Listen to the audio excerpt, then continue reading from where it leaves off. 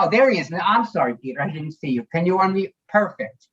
All right. Let's say, Without Peter, further ado, let me make. let me introduce Peter Avalo. He is the tour guide for the group that Sandy led to Israel. He's a co-founder of the organization Israel is Beautiful, and he's going to give us a tour of the sites. Everything being Please take over. started being recorded. It's being recorded. Yeah. Okay, Peter, you are now a co-host, so. Wonderful.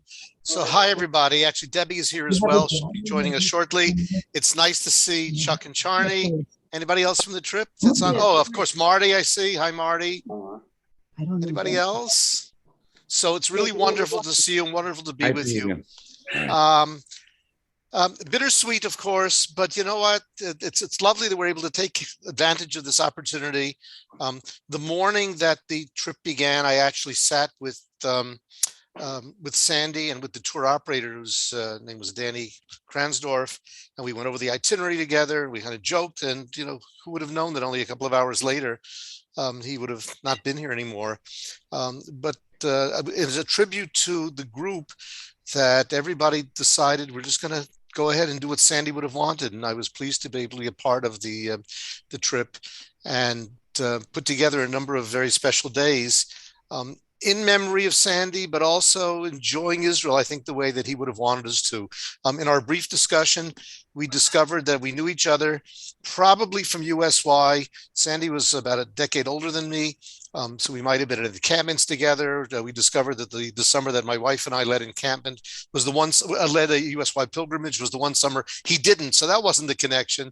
And we never quite had a chance to figure out where we did know each other from, but we both knew that we had known each other and crossed paths. So it was a pleasure to reconnect with him, even so briefly. And of course, to be with the wonderful group that he put together on this trip to Israel.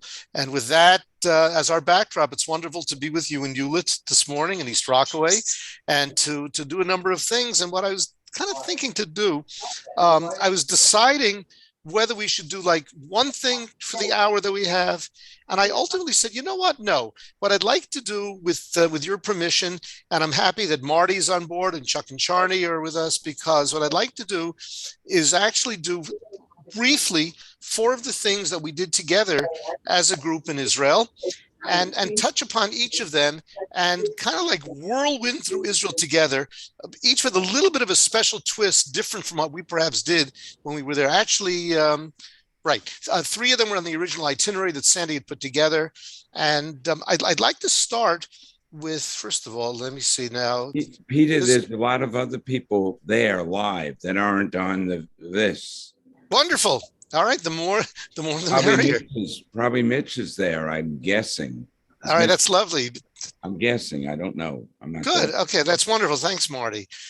So I want to start. Are you seeing this picture? Hold on. Yes. Yeah. That's not the one. Yeah. Okay. So let That's me. One in a lot. That's the picture of the. No, actually not. Marty, you had left already at this point. Wow. This was our final dinner, and you know, when most of you were heading off to the airport, it was actually close to the airport. Everett and Barbara were heading back to Jerusalem. My wife Debbie is with me in this picture, and we were going to be heading back also to our house, which is just south of Jerusalem, the town of Efrat.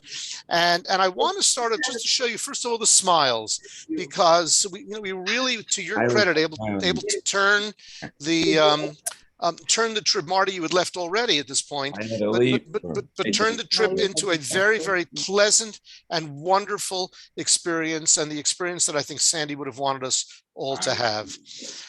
So what I'd like to share with you, and here we are, this is, you notice up in the upper left-hand corner is the sign that had been prepared for our bus, the Sandy, Feit and Friends trip.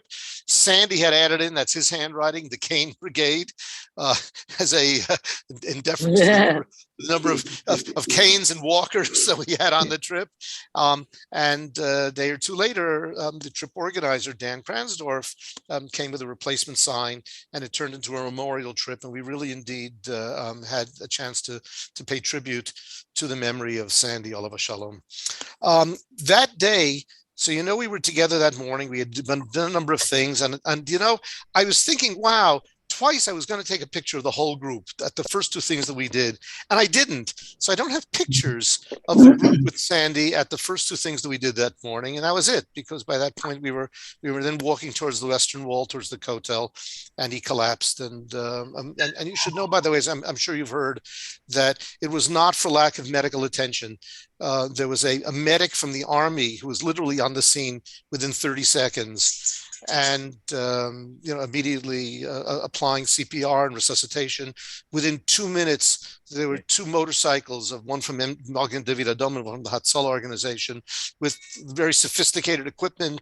He was hooked up to monitors, and it was gone at that point. Although they made valiant efforts to try to revive Sandy, but you should know it was not for lack of appropriate medical care. He had the quickest and best medical care available on the spot. And, we all kind of went off to lunch. Actually, Sandy had been taken out to the hospital. We didn't know at that point yet, although I think everybody feared the terrible news. And at lunch, we were trying to decide what to do for the afternoon. And we decided to visit a place that Sandy had not put on this particular itinerary, but always felt very, very special about, evidently, according to the people in the group. And so we went to a place called Yad L'Kashish. And although most of my presentation today is going to be me live, I'd like to show you about a 12-minute video that I did for my website about Yad L'Kashish only about 2-3 months ago. So I'm going to stop this sharing. I'm going to share another piece in a second. And join me first. And this is always tricky to me as I figure out where it is. Hold on. Just give me a second. Okay, it's here. If you just please mute yourself, whoever is not muted. Hello, Paul, Rabbi Resnick. Hi. Get paid for this tour. All right, I'm going to ask everybody to please mute yourselves. Here we go. I think I found it. All right. Are you seeing my screen now? So here's a video I did about Yad L'Kashish only about a few months ago. And this was our first stop, having just received the devastating news only a short time before. No. Open the window. What are you doing, Mama? I think you can hear it. We don't hear it. Oh, wait a minute. Wait.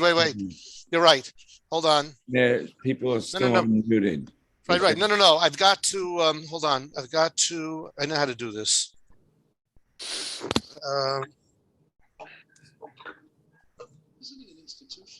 Wait a minute. Right. I've kind of mastered this and not mastered it. So hold on a second. I don't want to leave. I don't want to share. I want to do more. Why isn't it showing up?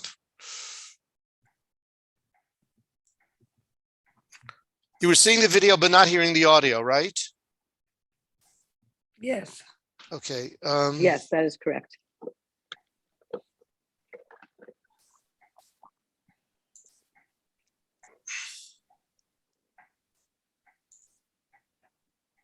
It should pop up, but it's not. And why is it not popping up? Is this any better? Well, you know what? Even if not, you have captioning. So I'll read it to you. Actually, Now we hear. I had mentioned Yad L'Kashish in her Israel's beautiful visit to the Yisrael neighborhood or the Marasha neighborhood. So join me on what I think you will find to be a very, very special insight into a very beautiful and special institution in Jerusalem. Now, We hear it. We hear it. We hear it. good. Okay, good. So this is from my website. We'll have to just go by the introduction. And this is where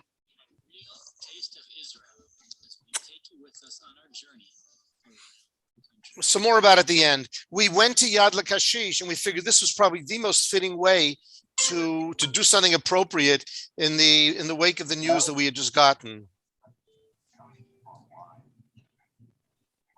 One. There's one. We're going to be joined by Jennifer Fleischer of the Yad I am the only one here. friend, Oh, wow. and someone that is No, the weather is lousy. So but today, in her role at Yad Kashish, is going to tell us about the institution and its history, and then take us around to meet the artists in their various workshops.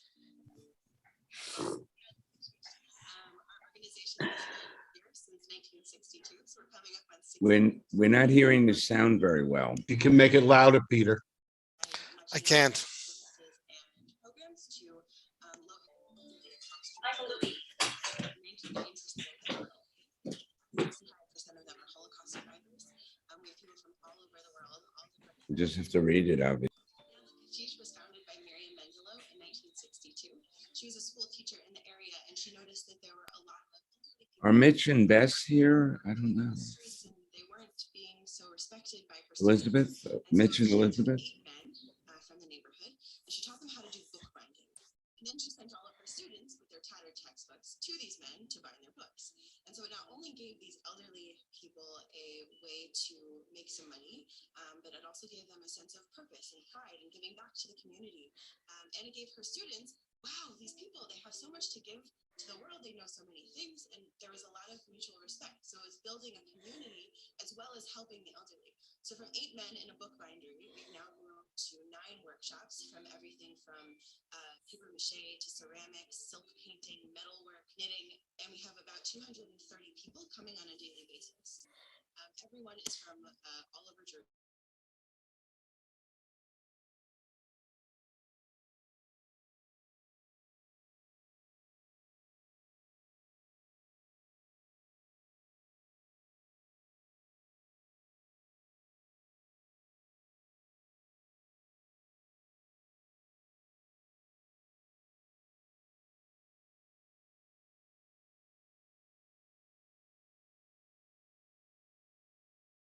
Doctor, to their friend, it gives them a lot of mobility.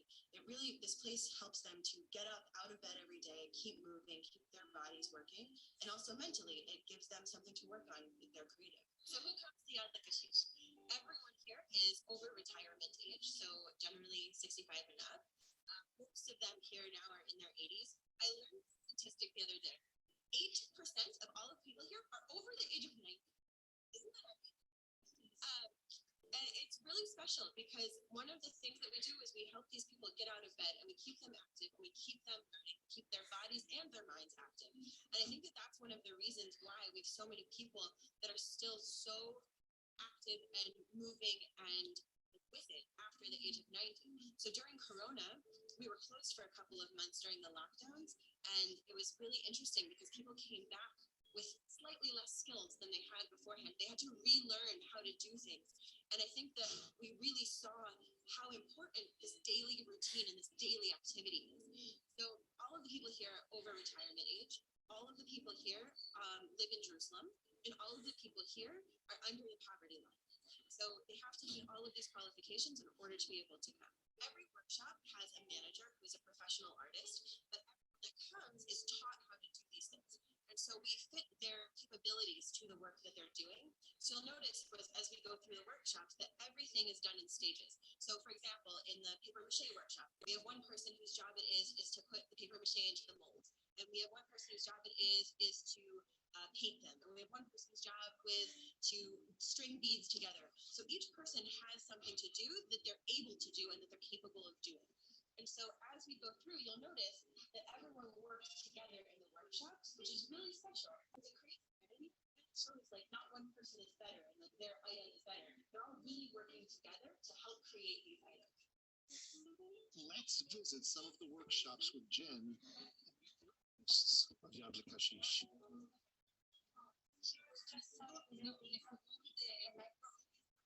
New things, and so one of the things that they just started making are these montalas, the boards out of beads that are then used.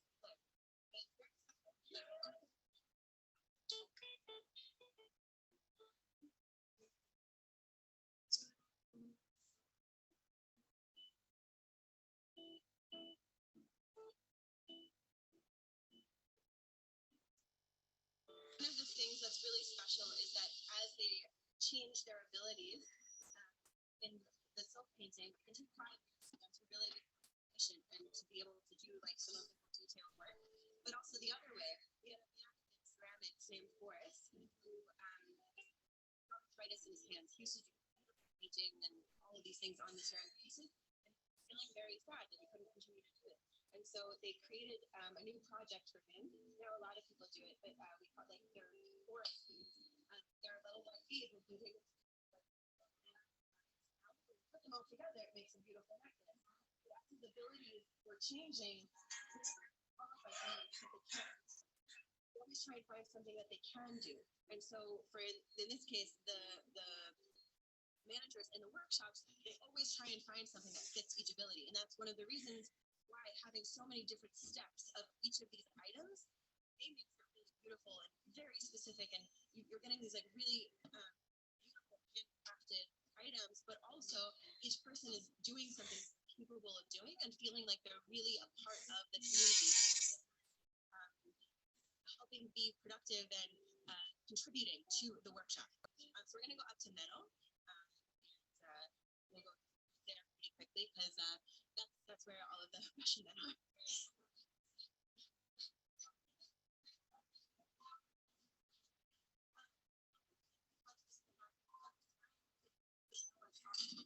So as we go, so for example, if you look at this,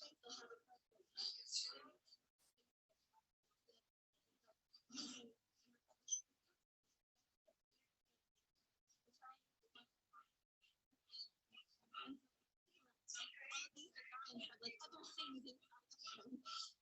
earrings or something smaller inside of the larger pieces. And they all have different cultures and different experiences in their lives. So each person here has a very special story. Hearing them all would take forever. But we have a lot of them on our website. Emails that we send out every once in a while. And email like but one of the things that's really special about having people from all over the world is that we're able to include their cultures in the things that we make.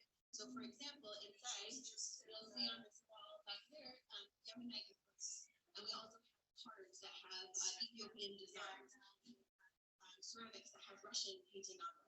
And so we're really able to incorporate the cultures and the customs of the people that come here into the items that we're making, which is also really special. That's one of the things that's really special. For me, the highlight of a visit to Yad Kashish is a gift shop, which we're about to go into. Just met the artists, and now we see their handiwork, which is on sale here, and as you'll hear a little later, also via the internet. And I don't know, Ani, I think you probably do the same thing that I do. I always tell my groups, shop here first, because there's just a wonderful collection of gifts, and every penny that's spent here is going to the benefit of the people that come in to produce them. It's a nonprofit institution, and they're producing magnificent things. We often come in here for wedding gifts or bar mitzvah gifts, and it's just a beautiful place to shop. And if you can't be here in person, then do it online.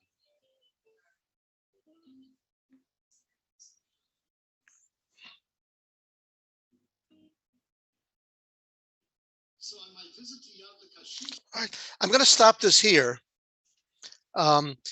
We actually, as the people on the trip will remember, went to the gift shop. I had called over lunch. We were kind of decide what to do that afternoon. Again, we were overcome with shock and grief and sadness, and felt this was an appropriate place to go. And we had a lovely time in the work. Not in the workshops. The workshops had closed already for the day, but they kept the gift shop open for us. And I have a hunch all of you guys bought things there that you're very, very proud about. They're very special. And as I mentioned in the workshop, when my wife and I have gifts, we frequently go to Yad Kashish first because they have just beautiful things. So we began our visit after Sandy's passing with something that had meant very much to him. And you see, I think one of Jerusalem's very special institutions. I want to jump now to something we did the next day. And I think that too is something very, very special. And interestingly enough, it actually ties in with a verse in yesterday's Haftorah. So for those of you who went to synagogue, you read about what we're about to look at in the Haftorah. I'm going to give you a hint. The Haftorah that we read yesterday is also the Haftorah that we read on Hanukkah. So let me see where I put it, because I think I put it into my PowerPoint. Here it is. Gosh, where did I put it? I just loaded it up before. All right. Oh man, how do we get out of this? I hate technology. I hate technology too. We're in the wrong generation for this technology. Oh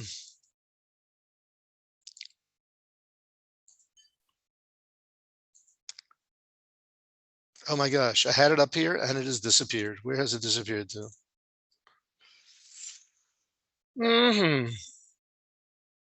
All right, let me come back to it if I can. Now I'm going to narrate a little bit. Another place that we went to. Okay, here we go. Another place that we went to was the city of Eilat, which was on the original itinerary.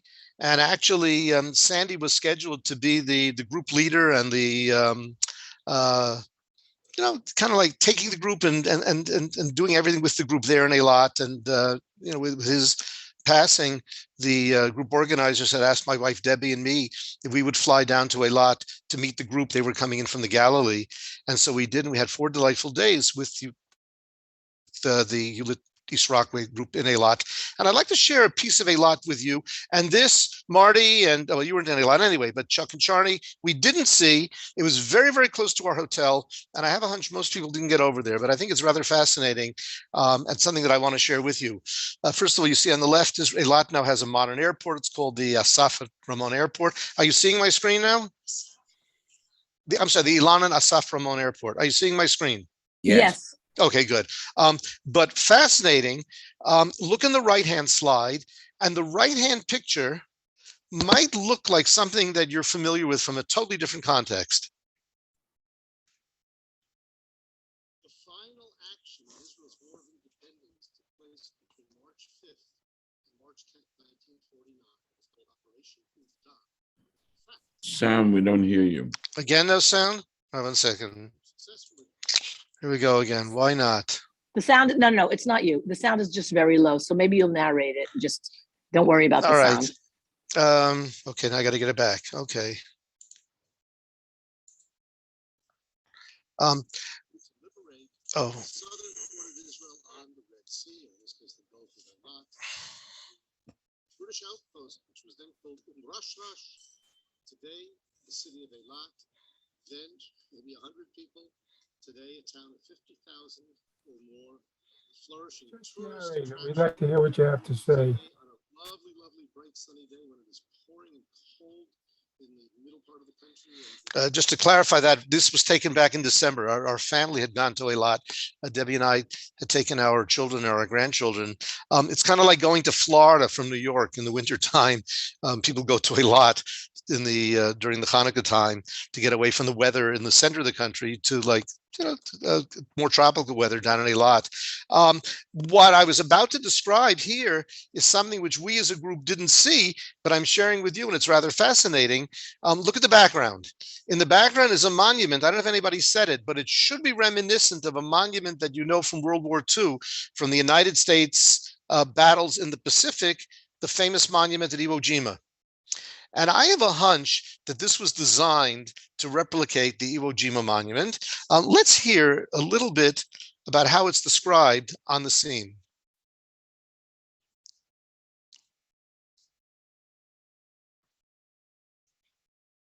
It was 1949, and the Independence War was coming to an end. But Iraq was not yet under Israel's control. We can't hear that either, Peter. Either the sound is all a right. problem. I don't know if there's something you can do. All right. So it's saying that when the Israeli forces got to Eilat, this was the final battle of the War of Independence. You know that the United Nations voted for us to have independence in November of 1947. Great Britain left. And at that point, even between 1947 and Great Britain's departure in May 1948, when we were officially able to declare independence, we're already beginning to fight with the British not doing very much to prevent Arab attacks on us. The British left in May. At that point, we were formally invaded by 5 countries, by Egypt on our south, Lebanon and Syria on our north, Jordan on our east, Iraq and even Saudi Arabia, so perhaps 6. There's the monument again from a different angle. And for the next 11 months, we have the costliest war in Israel's history. Our group went to a museum called the Palmach Museum, in which we remember, in the words of a famous Israeli poet named Nathan Alterman, that the silver platter upon which we have the state of Israel was the lives of the people that fought for Israel back in 1948. His poem is, "This is the silver platter in which I present you, the nation of Israel." 6,000 lives and many, many, many others injured in the battles to gain our independence and to assure that, like Hatikva says, we can be a Am Chofshi B'Artzeinu, a free people in our own land. In any event, when much of the country had been settled down, many of you know that the United Nations had allocated a lot, which is all the way at the southern tip of Israel. And the final operation of Israel's War of Independence in March 1949 was to liberate Eilat. At that point, the building on the right was the only building in Eilat. It was a small British military post, which had been abandoned. There was nobody living in Eilat. There were some Arab forces there. And 2 Israeli brigades came down, one along the Jordan Valley. Actually, I have this in my video, and I thought I had the video up, but I don't. It's okay. And they got to Eilat, and the message back to headquarters was, "We have liberated Eilat for the Jewish state." And then they discovered, whoops, nobody brought an Israeli flag along to hoist at Eilat on the shores of the Red Sea, or the Gulf of Eilat, which you see in the background. And so this monument commemorates an event where somebody just took a white sheet and a blue marker and marked an Israeli flag on a white sheet and hoisted it at the Gulf of Eilat. And as I said, this monument commemorates the official moment when Eilat has been liberated and officially incorporated into the state of Israel. I have a number of other pictures taken here, but I want to show you something else that our group did not do, and you'll see why in a minute. Here's once again the flag monument from a slightly different angle. And some of the modern hotels in the background. And you're looking at the back of one of the large malls, which was only about a 7 or 8 minute walk from our hotel. So I have a hunch people got to the mall, but I'm not so sure how many people got around back to hear and enjoy the story of the monument. The other thing that we did not do in Eilat is not something that I would have necessarily done with this group, as you'll see in a moment. It's a hike into the Eilat Hills, which I did with my family back in December when I was there. So here we are. This is me now. In the background, some of our children and our grandchildren. We were about 22 strong. We are blessed with 4 children and a total of 15 grandchildren. I think 14 out of 15 were able to join us in Eilat, so we made like a whole family excursion out of it. And here we are hiking in the hills just outside of Eilat. And as I said, this is not something that our group was going to do. This was not for the cane trip, right? Obviously. But if you look, let me skip up in my videos. Okay. Well, this is some of the explaining the trail markers and some of the geology of the region to the family. And then let's see, it's this one here, I think. Okay, my grandson on the left, making the final climb up to the peak of this mountain. Actually, this is my granddaughter who just turned 19 yesterday, and her first cousin, my grandson, who just finished his army service.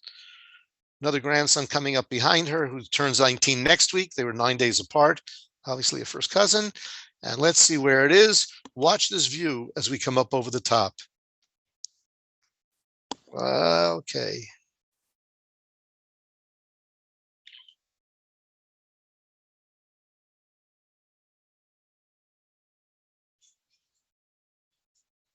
Well, this is almost at the top.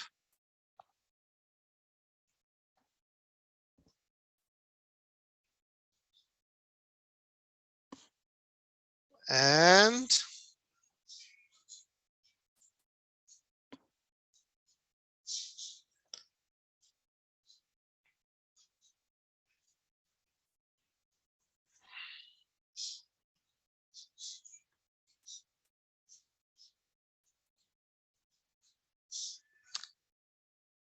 so take a look. I'm going to turn the sound on. So you...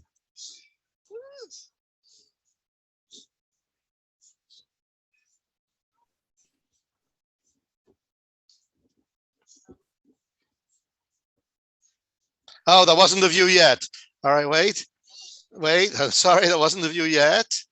Where is it? Well, here it is.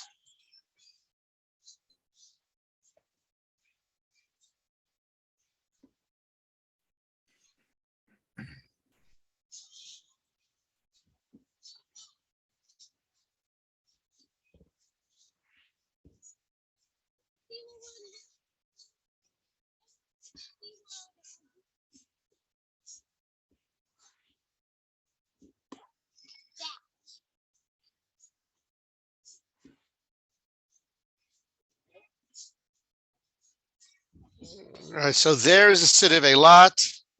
Let's come over here again.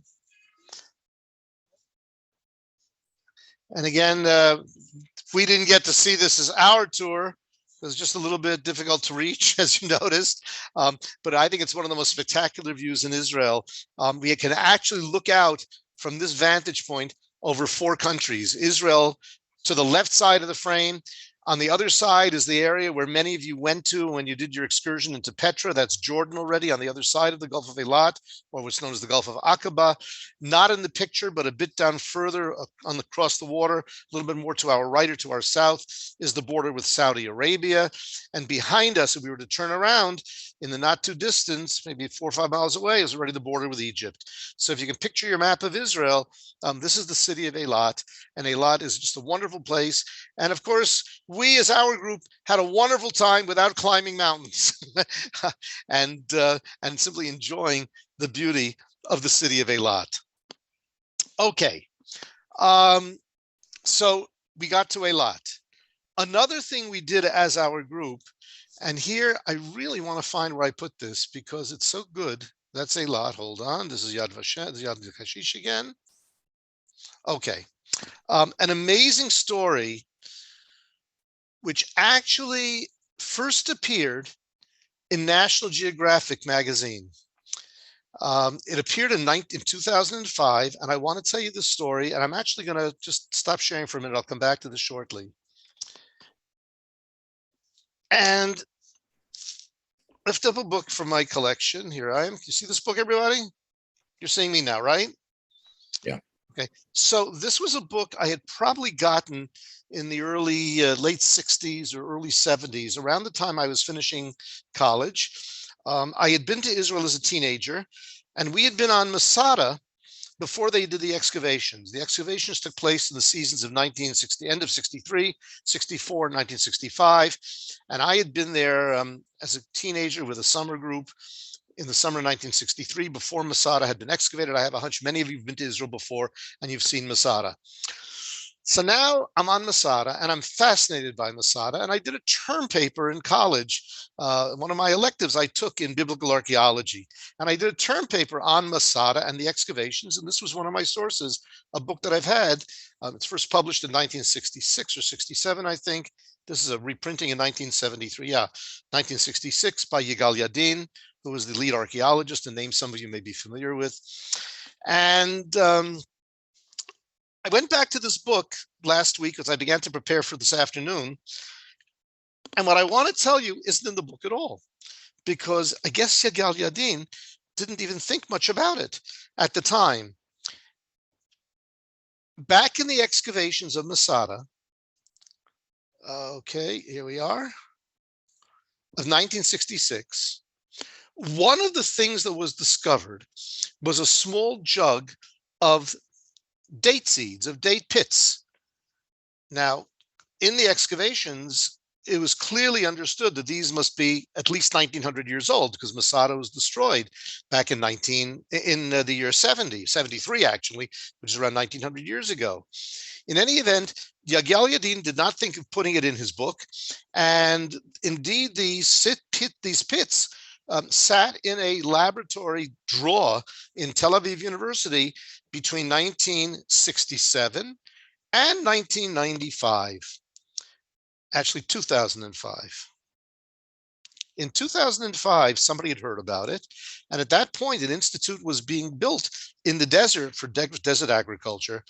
And somebody said, wow, you know, there are these seeds that were discovered on Masada from date palms that are 2,000 years old. I wonder what would happen if they would be planted.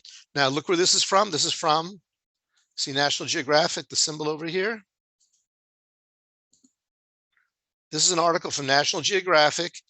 This particular one was in 2005, and it's all about the amazing discovery of these seeds and the efforts to plant and see what would happen. And so they planted this seed, and lo and behold, there's a subsequent article, which is this over here now, okay? A number of years later, with a picture of the tree that grew from the seeds that were planted that had been discovered on Masada 1900 years earlier, which makes this a remarkable, remarkable tree because these seeds had laid dormant for 1900 years. And again, if you want to look at the internet, and you will find these 2 National Geographic articles, but I'm going to show you pictures of us there in just a moment. We, on our visit to Eilat, on the way back on our last day, decided to stop at Keturah, where this tree is still growing. This is the tree as it looked shortly into its journey back into life. This is a tree of a date palm called the Methuselah tree, taken in 2008. This article was written in 2015 in National Geographic. Why the Methuselah tree? Because the Methuselah was the longest living person in the Torah, in the book of Genesis. Methuselah lived 900 years, and this tree was sprouted from a 1900-year-old seed. And 10 years later, yep, here it is. This is 2015. Let's see what it looks like today. And come on, I have these pictures. I set them up, and I just got to find where I put them. Did I put them here? Are you seeing the picture now? No, not yet. No. All right, wait a minute. No, so it's not here. I have to get off out of this. Stop the sharing. Okay, come on. You know what happens? I have these up all in order and ready to show you. And now, for some reason, the computer shifted the order around, and I got to find where I put them.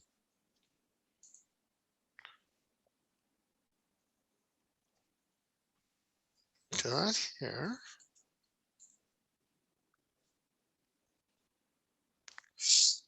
Okay, forgive me because I really try to be super organized on these things. And I'm missing 2 pieces that were up here.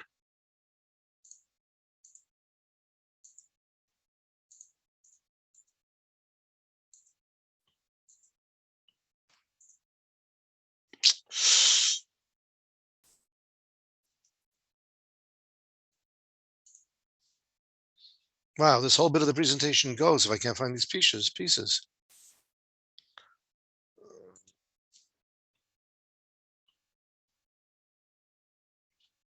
I completely disappeared.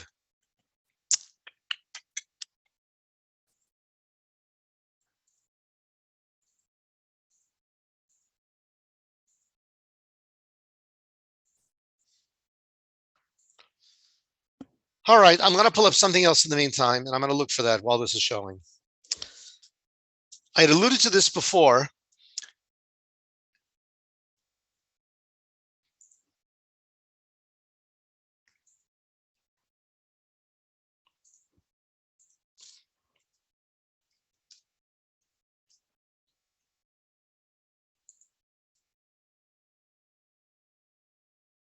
Okay.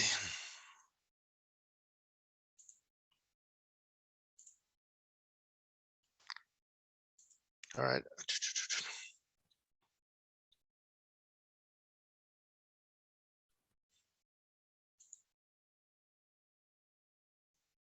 Mm.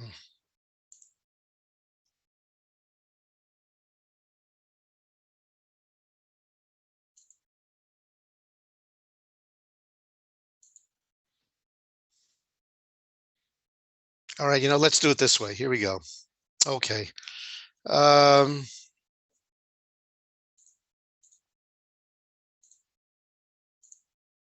Here we are.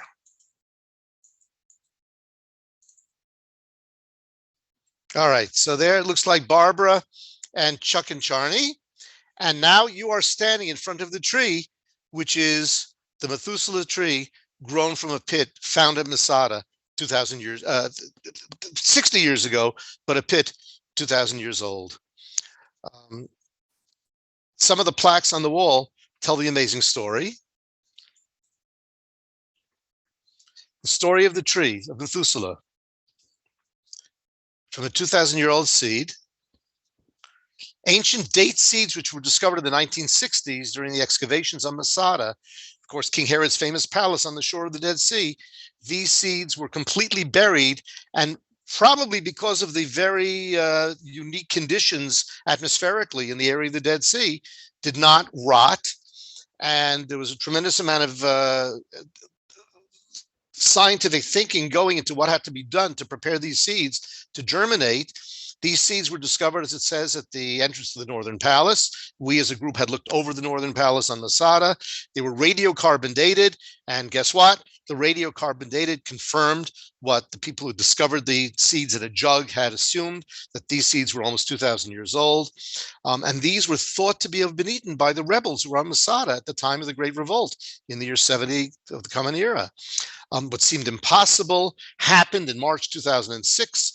One of the ancient date seeds that had germinated became the oldest seed in the world to be successfully sprouted, named Methuselah, as we said.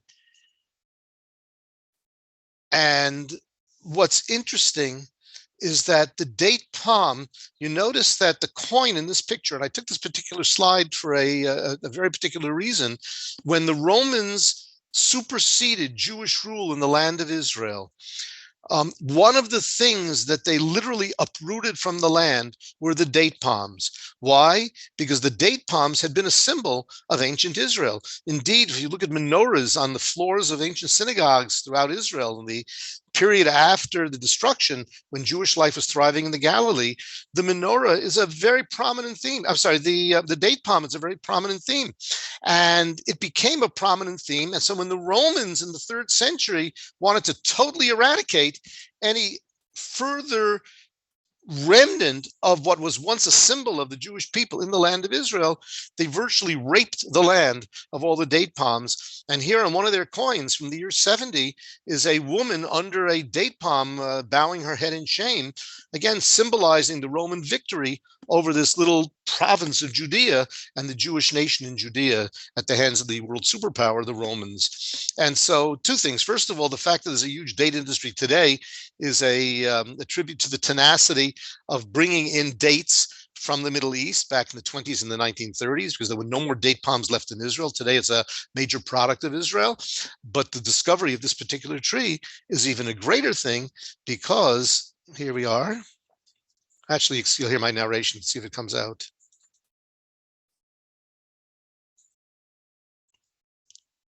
This is the tree that was germinated from a seed 1,900 years old, found in the excavations at Masada in the 1960s by Professor Yigal Yadim. Okay. What I told the group then, and what I share with you as well, is that to me, this tree is not simply a modern wonder of the techniques available to us in 21st century agriculture, but is also perhaps to me symbolic of the whole story of the rebirth of the Jewish people in the land of Israel. We lay dormant in the diaspora, perhaps yearning to come back to the land of Israel, dreaming about rebuilding the land of Israel, hoping that someday the Jewish people would reunite with their ancient homeland in the land of Israel. But for those same 19 years, that remained a dream, and only a dream, with absolutely no possibility of fulfillment. The 20th century brought about the fulfillment of that dream. And to me, the planting of a seed, 1900 years old, and it's sprouting to life again, was symbolic of that that wonderful return of the Jewish people, even in the agriculture, that something 1900 years old could come to life again. And indeed, subsequent articles, as we heard when we saw the tree as a group, have taught us that other trees have now been grown from other seeds at Masada and other sites, all in the Dead Sea region because of the unique dryness of the climate. And I don't know if you know this, but we learned when we were there that the date palm actually is one of the unique species in the nature world, or the plant world, which has a separate male and female tree. In most plants, the male and the female are on the same plant. In the date palm, that's not the case. In the date palm, there's a male tree and a female tree. They didn't know till about 5 years into the growth of this tree whether it would be a male tree or a female tree. The pollen from this male tree has been cross-pollinated with female trees of equal historical length. And today we are producing dates of as close as possible to the dates that our ancestors would have eaten 1900 years ago in the land of Israel. A male tree, 1900 years old, a female tree from another date pit, almost the same period of time historically, and it's just an amazing find here in Israel. The last thing that I want to show you, and I lost it, it was on my screen, but I'm going to find it. So just give me another moment, please. You've been patient, and I think I can get this one too.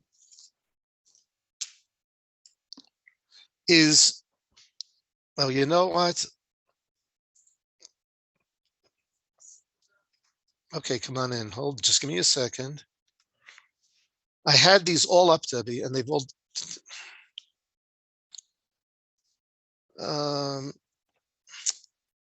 You know what? I may be able to do it right from here instead. Hold on.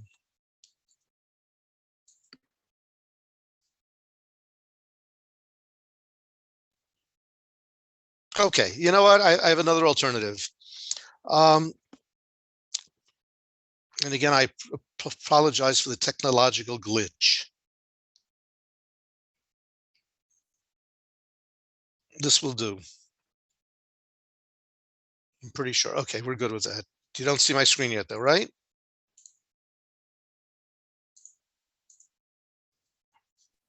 We're seeing your screen. Oh, Now did you not. see- We were Oh, seeing no, that no, no, menorah. no. We were You seeing saw- that menorah. Okay, hold on a second. You're seeing the menorah. Let me go back to it then. Fine. Okay, good. So this is what I want to start with. Yes. Okay, so you see there a picture of menorah, but you also see the symbol of the state of Israel on the bottom right. Now, what I had, and I can't find where it went up, so I'm going to read it to you, because I know the last things I did, it suddenly hit me just as I was going to get online, and I put it up, and I don't know where the slide went, but I'm going to read to you from the Haftorah, which was just read yesterday morning. It's from the book of Zechariah. And as I had mentioned, it's also the verse that is used. It's also the Haftorah that is read on Chanukah. It's the only time we actually read the same Haftorah twice. And here it is. And an angel spoke with me to the prophet Zechariah and woke me as a man that is wakened out of his sleep. And he said, "What seest thou?" And I said, this is Zechariah the prophet talking, it's chapter 4, verse 2. And he said, "I have seen and behold a candlestick all of gold, and a bowl upon the top of it, and its 7 lamps thereon," describing the 7-branch menorah. "Yea, to the 7 lamps which are upon thereof, and 2 olive branches by it, one upon the right side and one upon the other, on the left side thereof." And as you notice on the bottom right of this picture, I've put in the symbol of the state of Israel. And what does the symbol of the state of Israel has? It has exactly what we've just described from the book of Zechariah. Now, a little bit about this menorah, and we went to the menorah. Here's the walk up. We actually came from the other direction, but we'll walk up together to the menorah, which, as you may know, stands directly across from the Parliament building, or the Knesset. And let's see if this this film takes.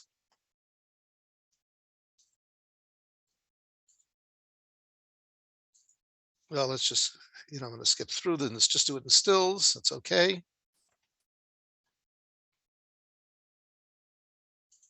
There we go. All right, it's just going.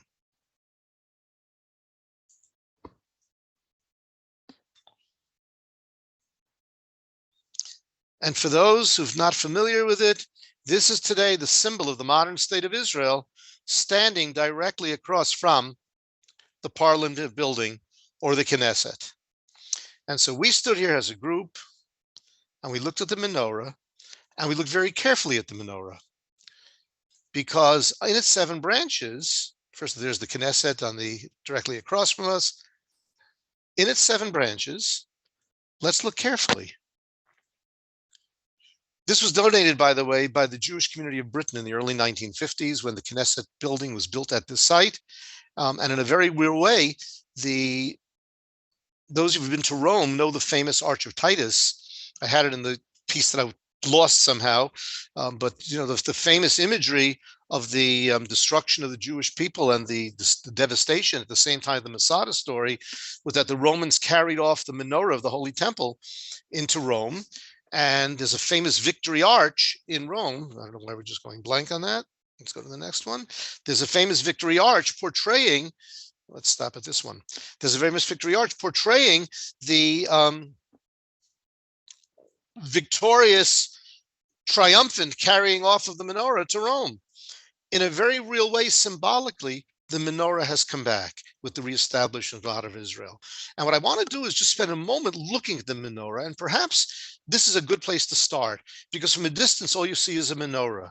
But if we come in close, now remember, this is modern Israel, modern pluralistic Israel with a Jewish population, but it's also minority Christian and Arab, Muslim populations, and other small minorities as well. And yet clearly the menorah stands for what Israel stands for. And I want you to see what's written on the menorah. First of all, a verse which I'm sure you're familiar with, or words you're familiar with. Anybody? Shema Yisrael. Good. I see a few people mouthing the words. You're on silent, right? And so the menorah has in its base the word Shema Yisrael. But look at some of the things that are depicted in the menorah as we go. Let's take a look at this picture here. You notice that as we come in closer, the branches have various reliefs which describe various events in the history of the Jewish people. And here's the Shema Yisrael. Actually, let's circle it so you can see it. Here's the Shema Yisrael. Can you see the green? Get a different color.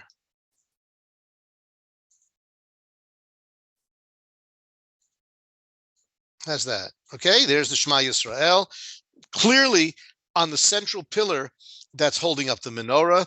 I'm going to come back to the other verse that's on the menorah in a few moments. We're going to end with that because it's a rather important statement as well. Begins on the right-hand branch and continues on the left-hand branch. But before we do, and we'll come back to this slide, let's look at some of the things that are depicted in the menorah, because the menorah was designed to literally give us a history of the Jewish people. So let's go back, come over here.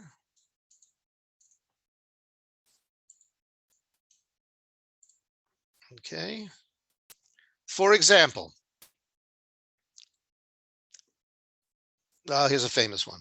Anybody, top picture in this over to here.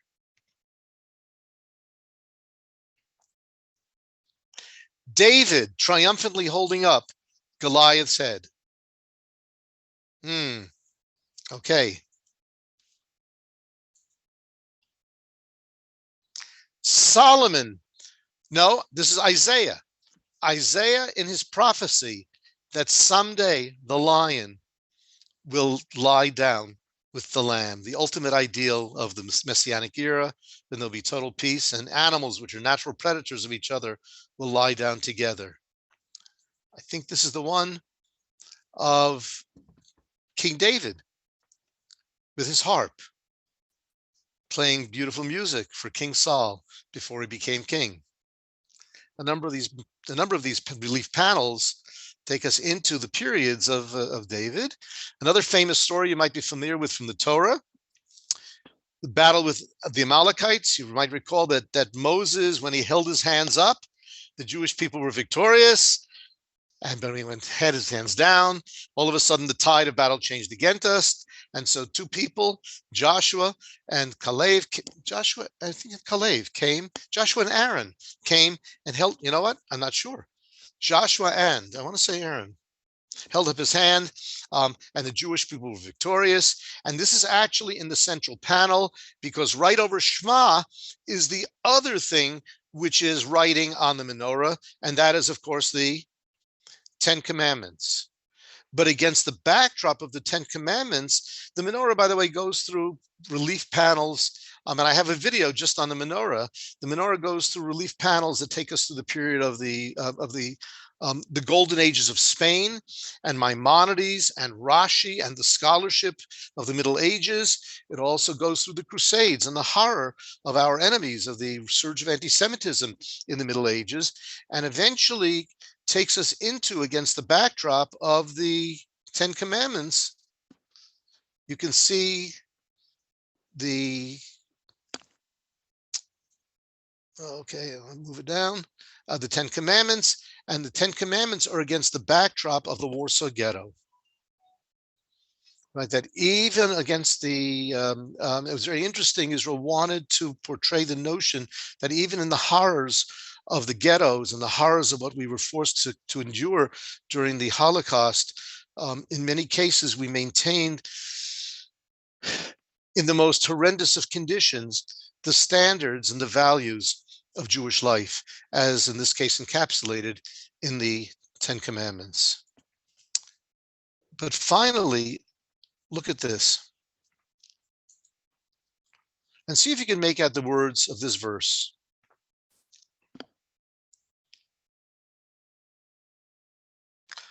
Lo b'koach, lo b'chayil v'lo b'koach, ki im beruchi amar Adonai Tzivaot. Not by might and not by power, but by my spirit alone, says the Lord of hosts. And so alongside Shema, which is on the bottom over here, let's get Shema back again. So here's the panel with Shema down here. And here is that verse which I had circled earlier on. Against all the backdrop of these events throughout history, we have another verse. And where do you think that verse comes from?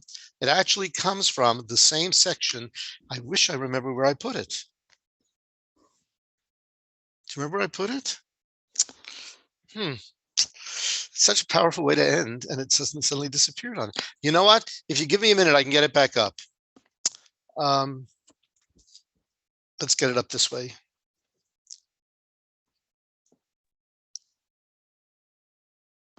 I can get it.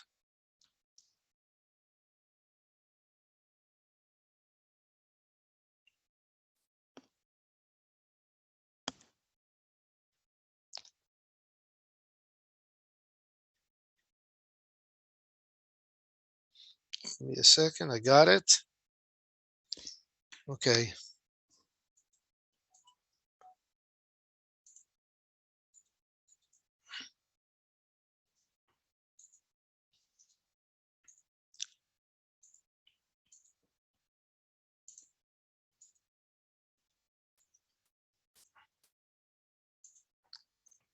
All right, I got it. Okay. Thank you for your patience, but I figured it out.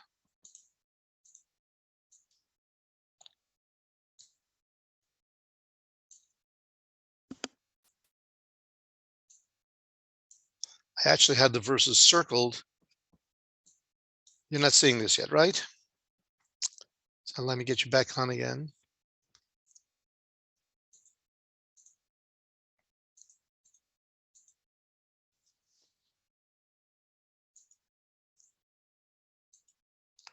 Okay, here it is. Look at that. Okay, thank you for your patience and your. Here it is, the Haftorah. Oops. There we are. Yep. All right. So this is the part that I had quoted to you earlier on, the symbol of the state of Israel. And this is the ending of the Haftorah. As I mentioned, this is what we read just yesterday in synagogue, as well as on Rosh Hashanah, on Chanukah. Look at verse 7. Actually, verse 6. This is the word of the Lord unto Zerubbabel, saying, not by might, lo b'chayil, and not by power, lo b'koach, ki beruchi, but by my spirit alone, Amar Adonai Tzvaot, says the Lord of hosts. In Hebrew, it's over here. Where are we? Here we are, right here. Okay, and the menorah, I'm going to go back to the menorah now, which I lost. Where did I lose it? Okay, I hate this. All right, you know what? Let's close this down. Let's just go back on screen. And the menorah, which was included in our trip, symbolizes to me as well the connection today that we're feeling of the Jewish people to the land of Israel, the miracle that we have a chance to experience, the miracle that Sandy felt so passionate about, of sharing his love for Israel with so many people by leading trips after trip. And somebody said to me that he was actually planning the next trip. Was it you, Marty, who mentioned that? Or somebody said, you know, that at the beginning of this trip, when we were looking at the, actually, you know what, he might have even said that when we sat together the first morning and I was going over the itinerary with him and, you know, trying to get a sense of his rationale and why it is we chose certain things and why we were going to certain places and why he chose to not go to certain places. No, that's okay. We'll do that on the next trip, because he was ready to continue on his journey of bringing more people and connecting more people to the land of Israel. And indeed, I think you, all of you who are here this morning are here because you had the very special connection with Sandy. And indeed, I think can be very, very proud of the of what he represented in terms of enriching Jewish life by continuing to connect people with the land of Israel. And so the things that we did, the Yad L'Kashish visit, which was not something planned, but something that would have been very meaningful, but our visit to Eilat, our visit to the menorah at the Knesset, our there's just so many other things that we could have done on our trip and that we did do, but all part of his real love for the land of Israel. I want to just share one more thing with you, and that is the lunch we had the last day, because again, this was after our visit to Eilat. We stopped at a place called Mitzpeh Ramon, and this actually, Sandy and I had talked about stopping here, and I didn't put any slides on it, but Mitzpeh Ramon is also a fascinating spot. It's a wonderful archaeological, natural site. It's a huge crater. It's Israel's Grand Canyon, but it's also a visitor center dedicated to the memory of Israel's astronaut who perished in the Challenger, right? In the Challenger, no, not the Challenger. The Challenger was Judith Resnick. What was the other one? The astronaut Challenger, the Ilan Ramon, who perished in the, not the Challenger. What's the other one that blew up? Columbia. Right, Columbia. And coincidentally, because of the fact it's Mitzpeh Ramon, they dedicated the visitor center there to not only a display about the geology of the canyon, but also to the life of astronaut Ilan Ramon. And our group had a chance to stop there, and I think we're very much inspired and taken by the presentation in his honor. And here we are at our lunch. This is the seven of us Marty had left already, and these are the seven stalwarts who continued right to the end of the trip, on our way back in Mitzpeh Ramon, having lunch together on our way back towards the airport. But I think the whole trip, and again, you know, I was looking at the pictures that I took, and I'm saying, wow, you know what? We smiled throughout. And I think that was very special, that we were able to keep on smiling, right? I see Charlie's kind of like, right? We smiled and we had a good time. And even though it was in the shadow of tragedy and a horrible event, I think it was precisely what Sandy would have wanted of us, to enjoy Israel and hopefully to come back and continue to share our love of Israel with those of us, or those of you. I hope, you know, just by a show of hands, I'm looking at the screen. How many of you have been to Israel? No, better still, how many of you not yet been to Israel? I see Carol. I mean, I don't see, oh, wow. There's a lot of people on screen now. Yeah. Peter? Yes. Peter, I know, I don't know if everybody saw this, but Debbie put on today that was Sandy's birthday, which is quite interesting. Really? Oh my gosh. Wow. And if I may, I just wanted to say thank you so much. That menorah presentation, that was fantastic. First time I'd ever been there. But one thing Sandy wanted us to do, and he spoke about so many times, was that blackout restaurant. I'll never forget your attitude toward it. That was an incredible night. And on a more serious level, when we were at the Hadassah Hospital, where you did an El Moran for Sandy, which was very, very meaningful. Yeah, we visited the synagogue of the Chagall windows, and together we did a special El Mole Rachamim. I see Everett is on. Oh, hi, Everett. Nice to see you. Yeah, we did a special El Mole Rachamim for Sandy, which was the morning, the 2 days after that was the Wednesday. And yes, that was a very moving moment. And as long as you mention blackout, Marty, I guess I have to mention it, right? Because a lot of people here don't know what we're talking about. Sandy was so excited about this. Again, in our brief, we maybe spoke for 20 minutes, but one of the things he said, oh my God, he said, people are going to love blackout. What is blackout? And as Marty alluded to, it's the one thing that I was a little bit reluctant. I don't like the dark. Blackout is a restaurant in a very, very special institution in Tel Aviv called Na Lagat. Na Lagat means please touch. It was an institution created, a nonprofit created to sensitize people to the realities of the world of people who are hearing impaired and sight impaired. They have an amazing, amazing theatrical production, which they put on stage at Na Lagat, in which all of the actors are either hearing or sight impaired. Many of them are both hearing and sight, blind and totally deaf. Which is why the name of the show, or the name of the place, is Na Lagat, because their communication with the world is through touch. And my wife Debbie is sitting next to me.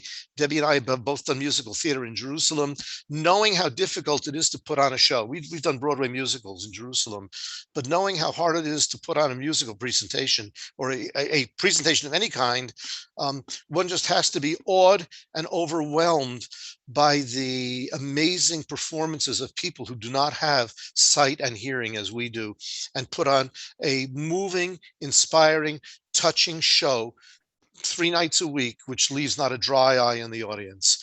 On the facility, there are 2 restaurants. One of them is called Kapish. Kapish means, do you understand, if you know any Yiddish, right?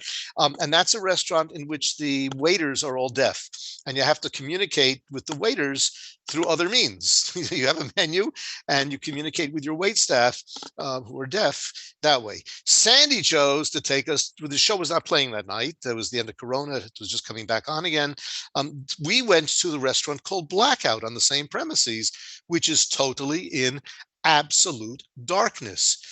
You have to look at a menu and order what you want before you go in, and then you go in and you were led in by a blind waiter who takes you to your seat, and one by one we sit down and you sit for the next hour in total black darkness, experiencing what it is to have a meal as a person without sight has a meal. And as Marty said, this was the one thing I was a little bit reluctant about. I don't like the dark in general. I even sleep with a light on. I don't like total darkness.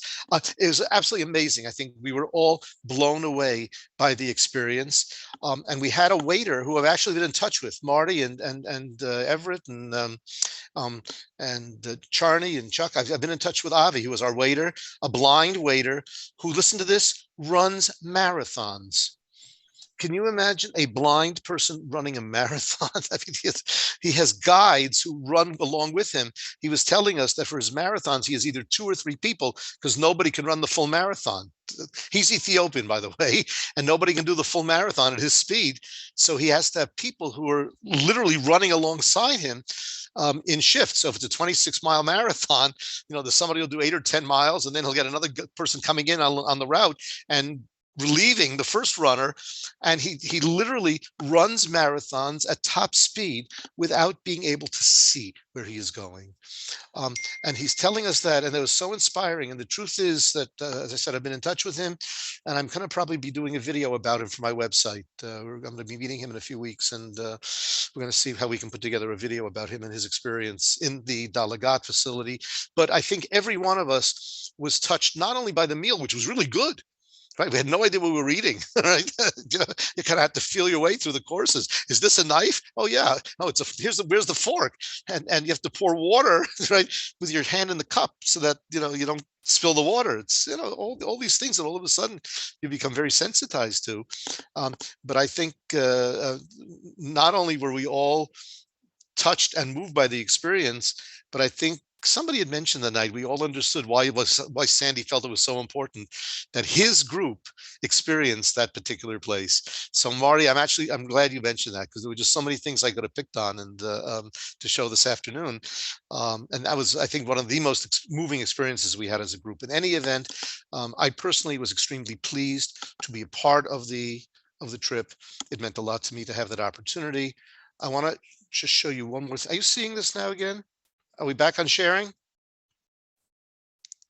Are you seeing the screen? Yes. Okay.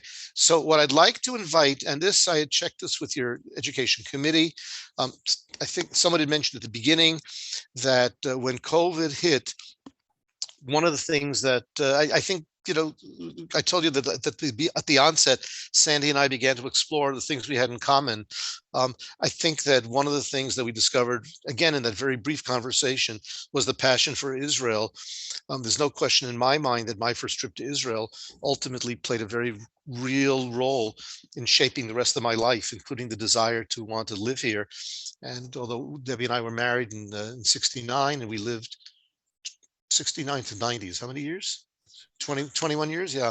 21 years as a couple, had our family in the States. Our kids were born and began growing up in the United States. In 1990, we decided to move as a family, and that passion brought me here physically and brought our family here physically.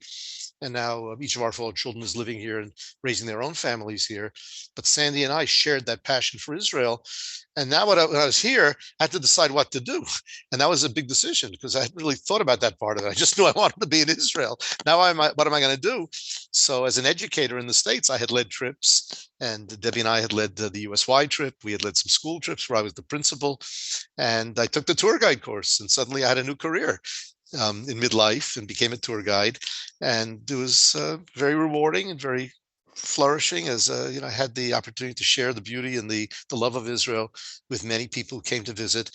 When COVID hit, obviously the business collapsed, the tourist industry collapsed, tour guides were out of business. Tour guides are just now beginning to work again after 2 years of not working, and many left the industry because they just had to support themselves. I mean, I was, thank God, already retired, so it wasn't that critical for me. But nevertheless, I had trips that canceled and people that still wanted to see Israel. And so I created with a colleague of mine a site called Israel is Beautiful. The first video that I showed you of Yad Kashish was a video from the Israel is Beautiful website. We now have about 80 videos up on the website. We've been putting up one a week for almost a year and a half now, of places all over Israel. And what we are going to do, and you're going to have to do one thing to make this happen, but I'm going to ask you to, no, that used to was here, and I don't know what happened to it. Okay. I've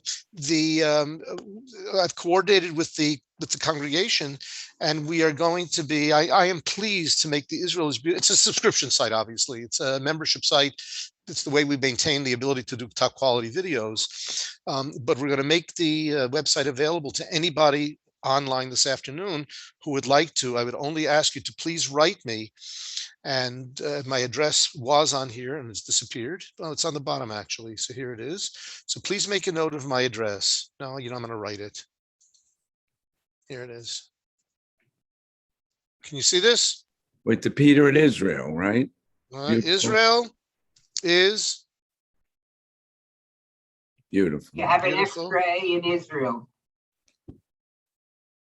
Are you seeing what I just wrote? You have an extra A in Israel. I do indeed. We don't want that, right? israelisbeautiful.com. Right. So if you simply write to me, this is my website address, peter@israelisbeautiful.com, and put in the subject line, Hewlett-East Rockaway. What are the initials? HERJC? East Rockaway, JC. Right. Just put in the subject line the congregation name. Herjack. Right, Herjack. And just in the message, please sign me up to the website, and we'll be pleased to give you we're what, June 12th, till the end of July, as having full access to seeing any of the videos that are on the website, and hopefully even desiring to continue to watch videos as they go up and join the website later on. But I am pleased to be able to welcome you to the website. Please write to me at this address and simply say, please sign me up for the website, and you will have a complimentary membership for the website through the end of July to enjoy. One of the things we do every Sunday night, we do a live Meet the Guide. So in addition to the videos, which are in a library, which is available 24/7 all the time, there's an opportunity to meet one of us every Sunday evening. We also have activity sheets for children. We have a number of Hebrew schools that are using our activity sheets now. Many of the videos are accompanied by activity sheets. So I think we created something very rich and very meaningful. Peter, Yes. that Sunday, is that Israeli time? So it's like noontime our time? Or is what time is it New York time? Good question. We do it. I mean, at the beginning, we tried to do it like at 7 o'clock New York time, and we were finding we were just getting wiped out because that was like 4 a.m. Israel time, and I just couldn't sustain that week after week. So we do it at 9 p.m. Israel time, which is 2 p.m. East Coast time, New York time, 11 a.m. in California, 7 p.m. in England. We have actually a number of people from Germany that join us regularly on that Sunday evenings.